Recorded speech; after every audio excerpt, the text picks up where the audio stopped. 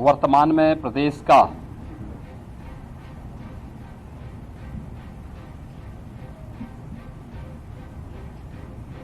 गंगा नदी के तटवर्ती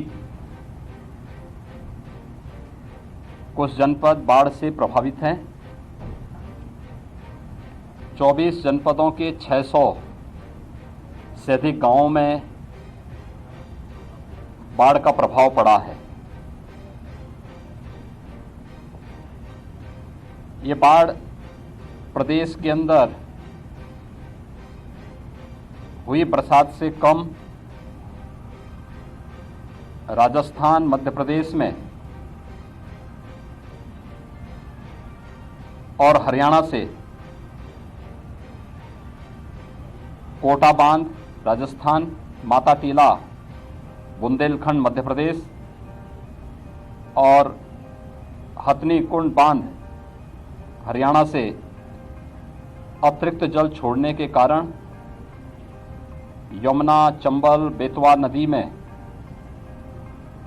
अत्यधिक जल प्रवाह के कारण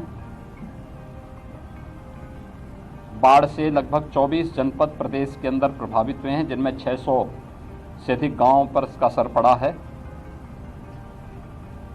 मैंने इन जनपदों की व्यापक वहां पर निरीक्षण भी किया है और बाढ़ प्रभावित क्षेत्रों की समीक्षा भी की है।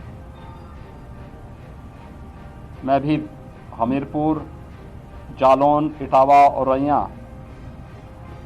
होकर के आया। कल मैं वाराणसी में था। वाराणसी से कल मैंने चंदौली, मिर्ज़ापुर, भदोही इन जनपदों के भी बाढ़ राहत कार्यों की समीक्षा की। आज मैं स्वयं यहाँ पर गाजीपुर जनपद में आया हूँ। गंगा जी के तटवर्ती क्षेत्रों में बाढ़ के कारण लगभग 32 राजस्व गांव प्रभावित हुए हैं। लगभग 1.5 लाख की आबादी कम और ज़्यादा इससे प्रभावित हुई है। मैंने अभी बाढ़ पीड़ितों को दी जाने वाली राहत सामग्री का भी निरीक्षण किया और साथ ही साथ जनप्रतिनिधियों के मार्गदर्शन में, उनके नेतृत्व में जिला प्रशासन के द्वारा राहत कार्यों को किए जाने की समीक्षा भी की है। युद्ध स्तर पर कार्य चल रहे हैं। हर प्रभावित गांव में नाव या फिर एसडीआरएफ, एनडीआरएफ या पीएसी की फ्लड यूनिट को लगाने की कार्रवाई पूरी की जा चुकी है। युद्ध स्तर पर राहत कार्य चल रहे हैं।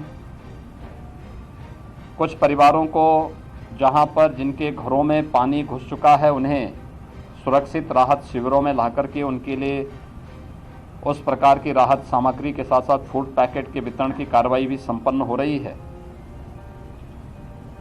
जिला प्रशासन को स्पष्ट निर्देश दिए गए हैं कि हर एक प्रभावित गांव के लिए एक नोडल अधिकारी की तैनाती जो पहले से है उसका और पुख्ता किए जाने की आवश्यकता है। राहत सामग्री पर्याप्त मात्रा में वितरित किए जाने की आवश्यकता है और समय पर किए जाने की आवश्यकता है।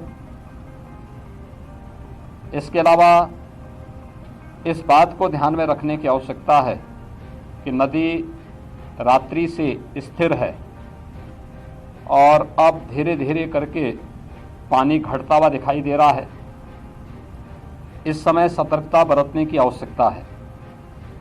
कटान नदी के तटवर्ती क्षेत्रों में हो सकता है, तो सिंचाई विभाग के अधिकारियों को इस बारे में निर्देश दिए गए हैं कि वे इस बात को सुनिश्चित करेंगे कि कटान अवरोधक कार्य उन क्षेत्रों में जहां पर संभावित कटान की आशंका है वहां पर इस कार्य पे धनराशि की कमी कहीं नहीं, इस कार्य को तत्परता के साथ वहां संपन्न करें।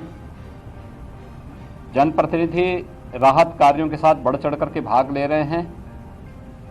सुरक्षित माहौल में वे उन सभी पीड़ित परिवारों से मिलें, बिना भेदभाव के सबको राहत सामग्री का वितरण करें।